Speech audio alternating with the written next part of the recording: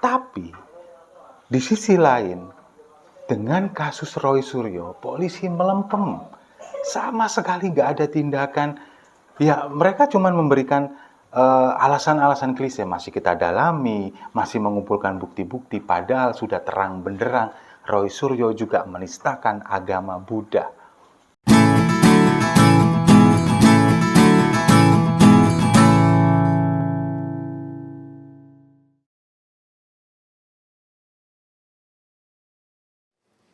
Promosi minuman beralkohol di media sosial yang dinilai menodai agama dan melanggar Undang-Undang ITE berbuntut pemeriksaan staf klub Holy Wings.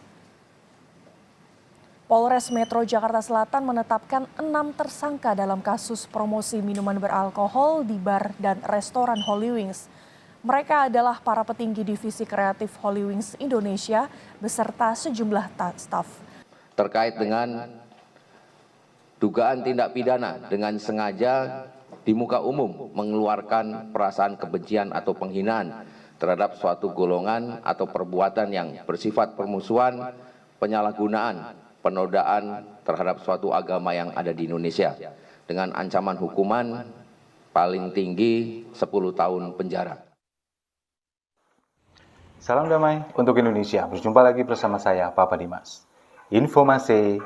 Info kali ini datangnya dari kasus Holy Wings yang ternyata pihak kepolisian sangat gercep. Sedangkan di kasus Roy Suryo, pihak kepolisiannya melempem. Ya, seperti kita ketahui bersama, Holy Wings ini beberapa hari terakhir menjadi pemberitaan yang sangat masif karena melakukan promosi yang menurut saya agak gila. Ya, bagaimana enggak? Mereka memberikan promo gratis satu botol minuman beralkohol bagi pengunjung yang bernama Muhammad dan Maria. Ya, sebetulnya ini strategi marketing, tapi caranya yang salah. Dan akhirnya pihak kepolisian gercep sudah menetapkan 6 tersangka dalam kasus ini. Dan hanya dalam waktu hitungan jam. Jadi sebetulnya Holy Wings ini adalah sebuah klub malam atau semacam diskotik begitu yang memang sudah lama menjual minuman keras dan dibiarkan aja oleh Pemprov DKI. Lalu kemudian mereka memberikan promo ini, tujuannya, ini keterangan yang didapat dari 6 orang tersangka ini, tujuannya adalah untuk meningkatkan penjualan, omset mereka yang tidak sampai 60%. Karena dengan mereka berkeyakinan dengan promo ini untuk menarik para pengunjung yang bernama Muhammad dan Maria untuk mendapatkan minuman beralkohol secara gratis. Nah, kemudian diprotes rame-rame oleh beberapa kalangan. Yang paling gercep juga adalah GP Ansor yang menggeruduk ke sana. Nah, kemudian setelah ada aduan ini dari masyarakat dan sebagainya, akhirnya polisi secara gercep juga langsung menetapkan 6 orang tersangka sekaligus. Nah, sekarang untungnya GP Ansor yang melakukan ke sana, bukan gerombolan PA 212. Karena apa? Ya karena memang ini sangat mendadak begitu, dan mereka kan kalau misalkan mau melakukan aksi, ya harus kasih proposal dulu dong ke Bohir, ya kan? Minta dana buat menggalang massa, baru mereka jalan. Kalau misalkan nggak ada dananya kayak GP Ansor begini, mereka nggak bakal mau orang begitu pekerjaan mereka, ya kan?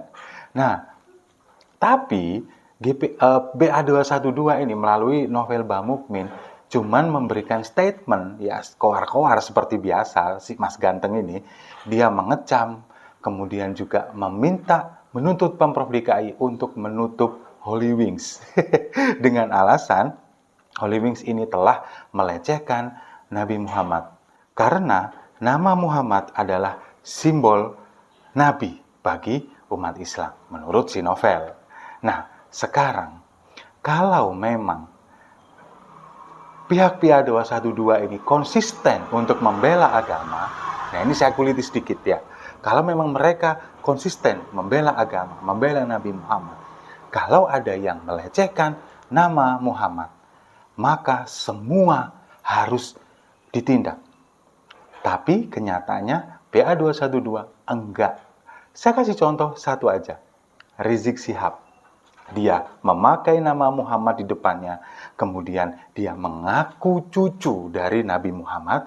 Tapi kelakuannya, ya kita tahu sendiri, seperti itu. Bejat. Tapi sama mereka dipuja-puja. Harusnya kalau PA212 menuntut Pemprov DKI untuk menutup Holy Wings, kalian juga dengan hal yang sama, dengan kondisi yang sama juga menuntut Rizik Syihab untuk menutup mulutnya. Ya supaya nggak koar-koar, menghina agama lain. Kemudian juga kita tahu sendiri beberapa kasus yang memang ditangani oleh pihak kepolisian dan sekarang menjadi seorang residivis. Bahkan dari pihak media luar negeri pun memberikan julukan porn fugitive atau buronan cabul. Tapi sama mereka masih dipuja-puja, masih digadang-gadang sebagai imam besar kami. Ini letak nggak konsistennya dari PA212. Nah, kalau memang niatnya membela Nabi, membela agama, pukul rata, semua dong harus diratakan. Jangan pilih-pilih kasih seperti ini. Apalagi yang berbau-bau keturunan Rasulullah seperti Rizik Syihab itu. Harusnya semua dipandang sama, tapi enggak. Bukti bahwa kalian enggak konsisten dan hanya mementingkan gerombolan kalian. Nah, kemudian yang saya sesalkan lagi dari pihak kepolisian. Mohon maaf ini, saya mengkritisi kinerja kepolisian yang gercep menangkap 6 orang tersangka ini. Gercepnya saya acungi jempol. Ya, harus seperti ini memang. Tapi di sisi lain, dengan kasus Roy Suryo, polisi melempem. Sama sekali nggak ada tindakan. Ya, mereka cuma memberikan alasan-alasan klise. Masih kita dalami, masih mengumpulkan bukti-bukti. Padahal sudah terang benderang, Roy Suryo juga menistakan agama Buddha.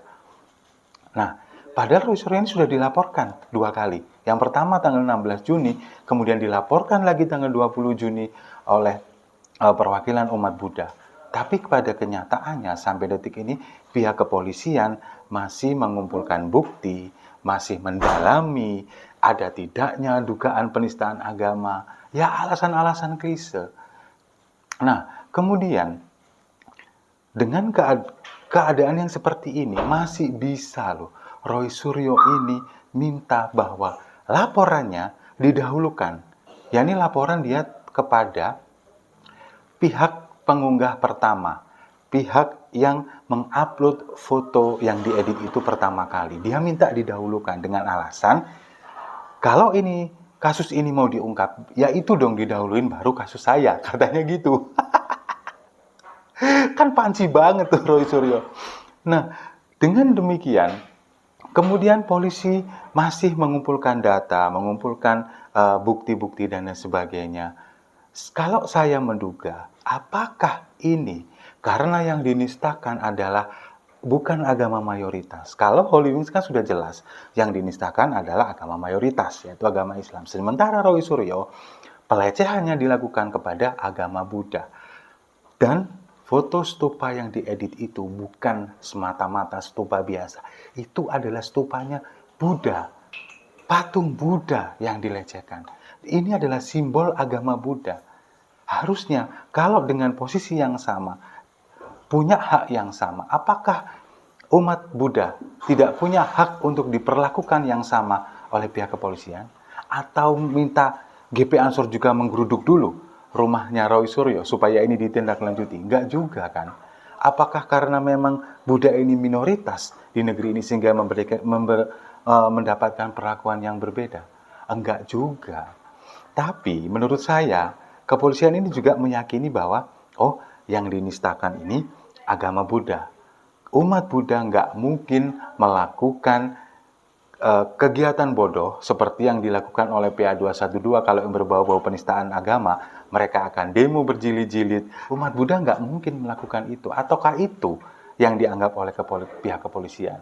Nah, saya berharap kepada Pak Kapolri, Pak Listio Sigit Prabowo, ayo Pak Kapolri, salam presisi. Ini harus diluruskan, Pak.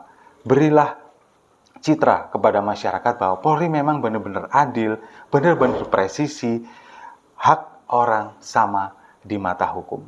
Kalau memang Pak Kapolri sudah bisa mengungkap kasus ini, memperlakukan dengan sama, bisa menjebloskan Roy Suryo ke dalam penjara, saya angkat topi untuk Pak Kapolri Listio Sigit Prabowo. Setuju? Kalau setuju, kita minum kopinya sama-sama.